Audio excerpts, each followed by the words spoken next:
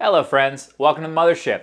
This is episode 1 of my beginner series on smoking. We're going to be focusing on pellet smokers. If you have an offset or a charcoal smoker, a lot of this will apply. Some might be a little bit too redundant, but regardless, we're going to make these fantastic pulled pork sliders. I'm going to show you from start to finish how I do it, all the seasonings, everything that we do, and it's going to be absolutely delicious. Stick around, let's get started. Now, before we get started with any major cook, there's really 3 things we need to think about. Number 1, how much food do we actually need? Number 2, what time do we want to eat? And number 3, what ingredients do we need to make this thing happen? My general rule of thumb for how much food we need is going to be a pound a person. I know that sounds like a lot, but in general, when we're doing these really long, slow cooks, the meat is going to very much shrink, maybe even half. And when you have a bone in there, you're not eating the bone. So this right here is an 8.5 pound pork shoulder. If I lose half of it to water evaporation, we're probably looking at about closer to 4 pounds, which means I could probably do about 8 people with this. Now, our second major consideration is when do we want to eat this? I want to eat this around 7 o'clock tomorrow. So the rule of thumb here is you're looking at about an hour and a half at $2.25 per pound of meat. We have 8.5 pounds here, so that's probably 12 to 13 hours of cook time. And then I like to have an hour to 2 hours of rests. So that puts us about 15 hours from when it goes on the smoker to when we actually eat it. If I want to eat this at 7 o'clock, that means I have to put it onto the smoker at 4 a.m. Now, there's a little bit of nuance in there. I said that was at 225 all the way through. I'm actually going to put this on at 180 and then towards the end of the cook bump it up to 250. So your mileage might vary and we might be done sooner or a little bit later, but in general, an hour and a half is what we're looking at. Keep in mind, all cuts of meat are a little bit different with the amount of moisture that's in them.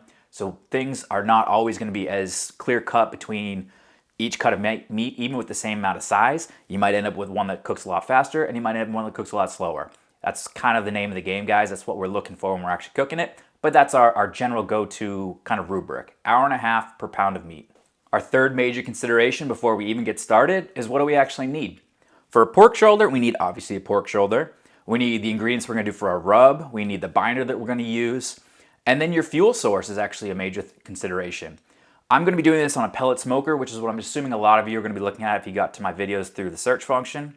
But if you're doing an offset or charcoal, it's kind of the same thing. You need to make sure you have enough fuel. These are going to be a pretty long cook, and you don't want to run out of fuel halfway through. If you start to go below into some lower temperatures on your meat because you run out of fuel, you might get into the danger zone, you might lose the entire cut. So make sure you have plenty of extra, whether it's pellets, wood, or charcoal. We also want to make sure that we have tinfoil because we are going to wrap this at some point. We're going to do a spritz, so we want to make sure we have the materials for the spritz.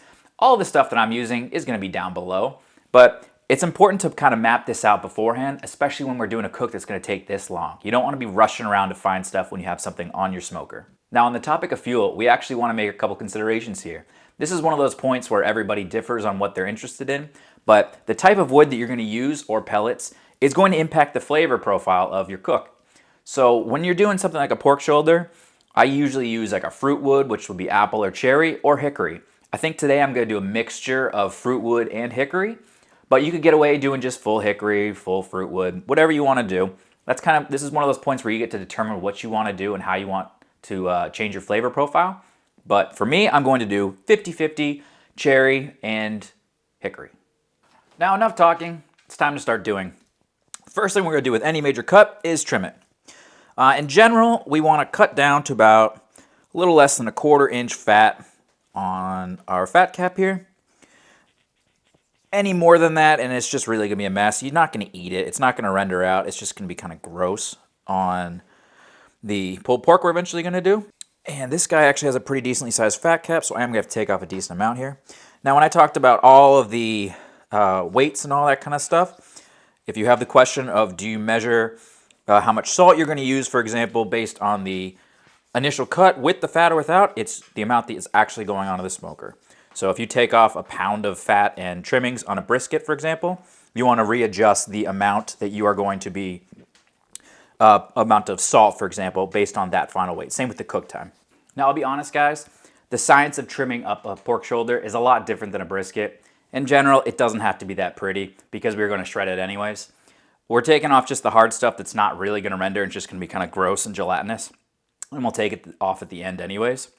What we want is something that'll render down pretty well and then collect it. And we're gonna pour that back in when we actually make our sliders. Now that we've trimmed though, it's time to salt. And this is one of those points where I do things a little differently. When we talk about rubs and all that, a lot of time people put a binder on and then put their rub all over it. And that includes what salt is gonna be in their meat. For me, I like to salt my meat first and then come back once that's sweated into the meat and then do the rest of my rub without salt. I find that it makes better bark formation because the stuff that's gonna turn into bark is not salt. It's all the other stuff in your rub. So if you want a good bark, I recommend putting your salt on first, putting it in a wire rack in the fridge for a couple hours, and then coming out and putting the rest of your rub on without salt. That being said, you certainly can do your entire binder and rub process right here. If so, just skip a little bit forward and I'll show you what we do. But for me, I'm going to put salt on. And now we gotta talk about salt. The amount of salt that you put into meat, in general, I do about a half a teaspoon to 3/4 teaspoon per pound. Now that sounds like a lot of salt. This is a big cut of meat. I promise you it won't be oversalted, especially if you're following my method and your rub does not have extra salt. I'm also going to use barbecue sauce on these when we make our pulled pork sliders, and there'll be salt in there as well. So right now I'm going with the ratio of a half a teaspoon per pound of meat.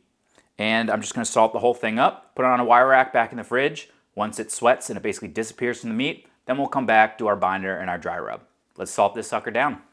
I didn't mention, when we're talking salt, kosher salt. You don't want to use table salt with that ratio. Table salt will be a lot denser and it's a heck of a lot saltier if you're just going by amount, not by weight. Now it's going to go into the fridge for a couple hours, then we'll come back and finish our rub. As you can see, the salt has completely permeated our meat. And now we come to another one of those contested topics in barbecue, and that is the idea of using a binder. Some folks say it's not necessary at all, others swear by it. Popular binders out there are yellow French mustard, water, olive oil, pickle juice, anything you can imagine, mayonnaise. I tend to use yellow mustard, and I'm not a big mustard fan, so that should kind of show you something. You really don't taste it at all. I like mustard because it's stickier, so it actually allows the rub to stick on there a little bit longer, I think. It doesn't melt as fast, so my problem with using water, the water might just evaporate and then your rub might fall off too quickly. I don't like olive oil because I feel like olive oil is going to crisp it up a little bit, the skin, which I don't want. I want actually to build that nice bark. I have used pickle juice, that's pretty great. But in this scenario, we're going to use yellow mustard, and I promise you, you're not going to taste the mustard. When you're applying your binder, you just want to get a little bit on here. You want like a hint of yellow on here. You don't need it to be anything crazy. We're going to get it all lathered up, every side. And then we're going to apply our rub. For this rub, I'm using my coffee rub. You can use whatever rub you like. Just remember, if you followed my salt guide to salt earlier, you don't want to have any salt in your rub. But if you're just joining us, you just want to cover liberally. Kind of depends on which rub you're using, how much you actually want to use. But it's a big cut of meat, so it's not the end of the world. This coffee rub, I have the recipe down below. I like it a lot, and you'll notice there's some strange, I guess you could call it strange ingredients. We do have black coffee, and we have cocoa, neither of which you're going to taste. It just adds a little bit of savoriness, which you might not get with most rubs. It doesn't taste like chocolate, doesn't taste like coffee. It tastes unique, and especially if you're going to add barbecue sauce, so more sweetness, and we're also going to put some brown sugar in when we wrap. The coffee actually comes out really nice, and the chocolate helps along with that. So we've got the top done. Let's flip it over. We're going to do the same thing. Apply a little bit of binder. Cover it up. I'm paying more attention. As you can see, I also did the meat side second. The fat side, you're probably not going to get much of a bark on there because it's fat. It's just kind of going to melt, and then all of your bark's going to fall off. So we want to focus more in general on the meat side of our meat. That's where we're going to get the best bark formation. And we're going to do the same thing. Just cover it in a rub. Now, it is called rub, but we're not really rubbing. We're actually more patting it in. Rubbing doesn't really do anything. And it is important to make sure you get your sides. So once you're done getting your major sides, we're going to add a little bit more of our binder to the sides, and then we're going to tap it on. Once we have completely covered this in our rub, the game plan is to put it on a wire rack. You don't want to have one side just touching the flat surface and put it back in the fridge uncovered. That's going to start drying out the exterior of the meat a little bit more, and it's going to really help more with that bark creation that we're looking for. It is now well, let me check the clock. Around 5 o'clock. 4 in the morning is my next step, and I'll see you guys then when we put this onto the smoker. Well, it's obviously not 4 in the morning, but I did get up at 7:45, get the smoker going at 180 degrees, and put our pork butt on at 4 in the morning exactly. I put it fat side down. The reason for this is because, guys, I really don't believe that fat side up does anything other than wash off any of your rub as the fat renders over the sides. It doesn't go into your meat. It doesn't do any of that fun stuff. The fat that we're looking for is intermuscular meat. That's why a good fat cap on a piece of choice brisket versus a good fat cap on a piece of prime brisket, what really matters is that intramuscular fat of that prime brisket, not the fat cap on top. Those are gonna be pretty much the exact same thing.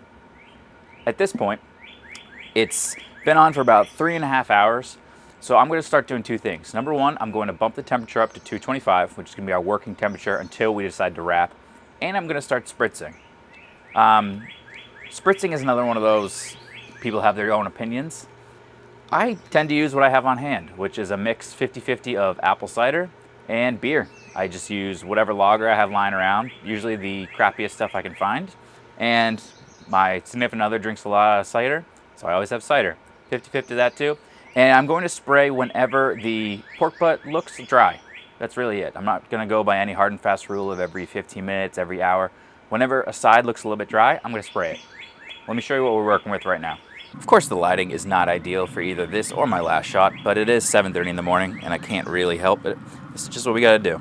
You can see that all this meat is looking a little dry, so I'm just gonna give it a little spritz down.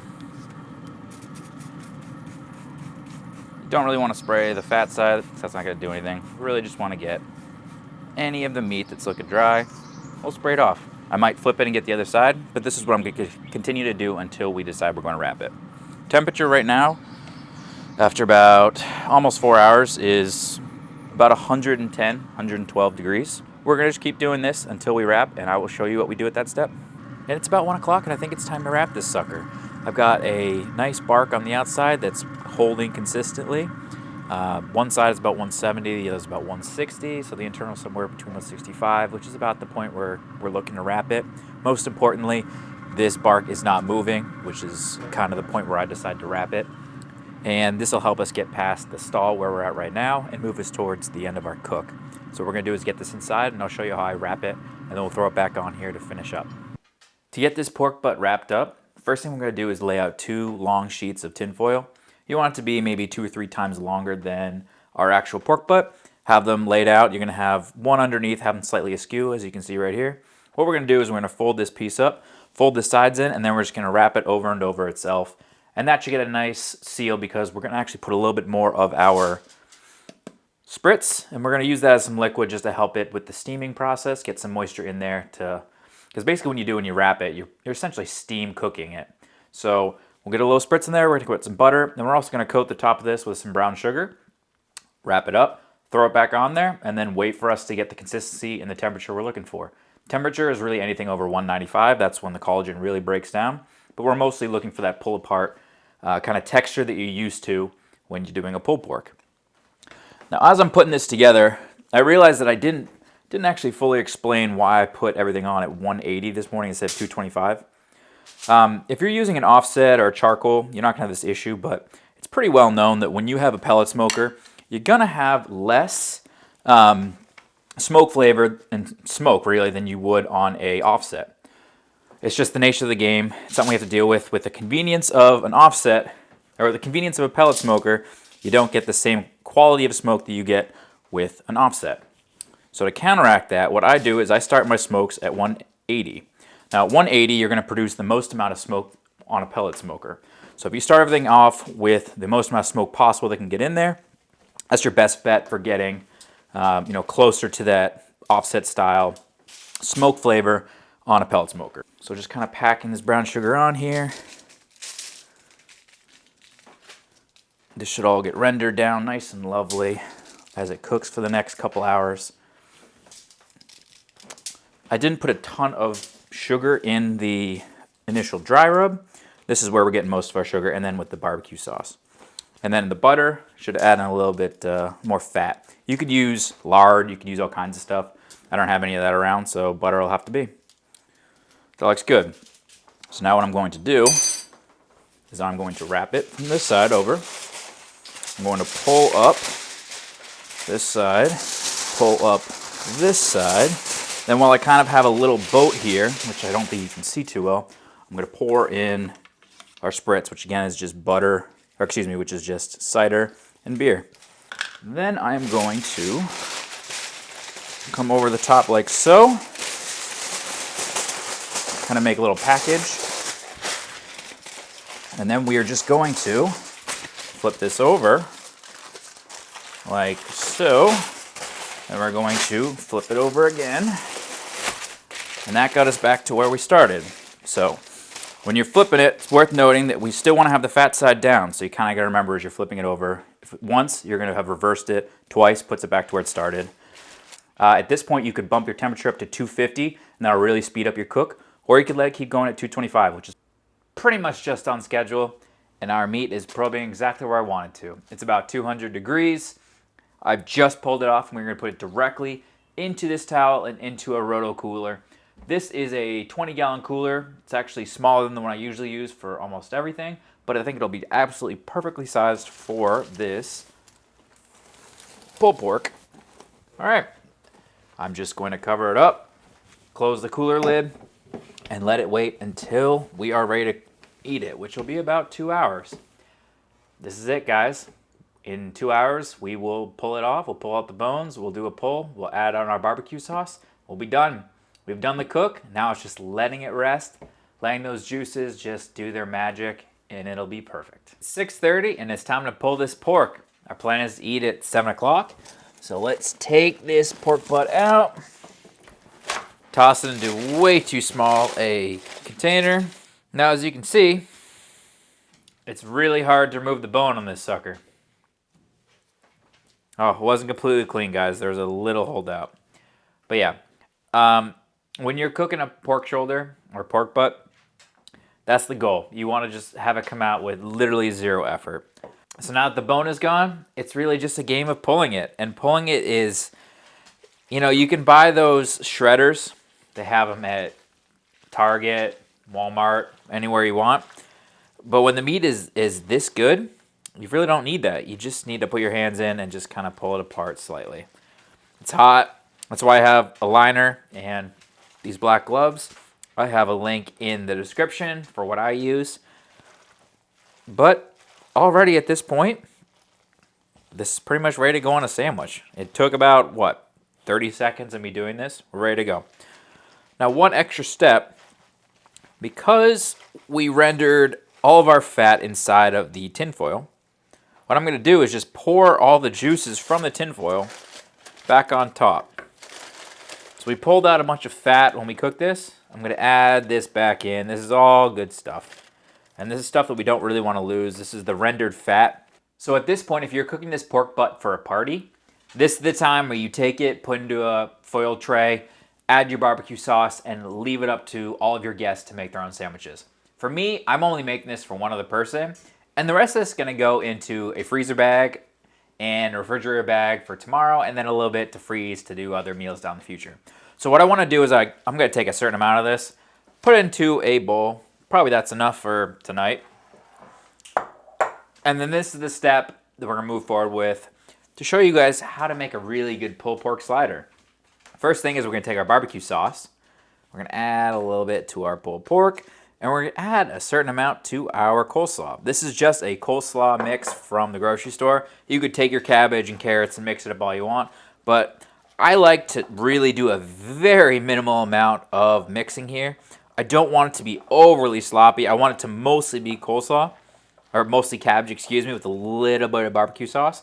And I want the meat to really be moist.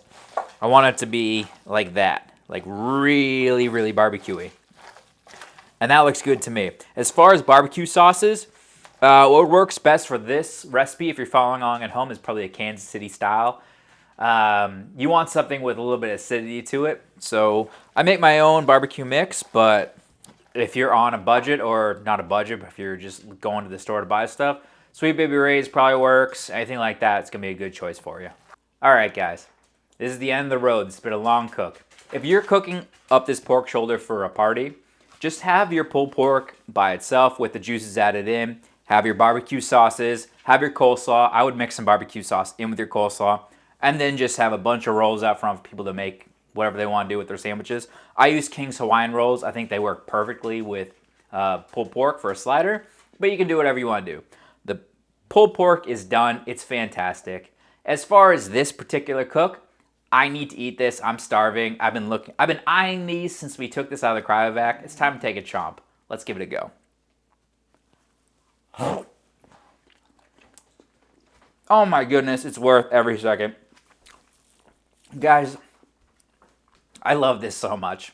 There's a reason why this is the first beginner cook I want to show with you guys. It's because I wanted pulled pork sandwiches so badly. Thank you guys for sticking around for this entire cook. I'm going to show you guys how to do some other stuff. I'll take a beginner class too. You know, the big ones, the Texas sausage, the brisket, the beer can chicken. And then look at my backlog. I'll show you guys how to do some other cooks that are not as in-depth, but a bunch of other recipes out there. If you guys like this, if you got anything out of this, send me a like, a subscription. Give me a comment how you do things differently. I know I put some controversial topics around spritzes, binders, all that kind of jazz. What do you guys do down below? Let me know how I could have done things differently. What do you do differently? As always, welcome to the Mothership, dudes. Cook something fantastic this weekend. Take it easy.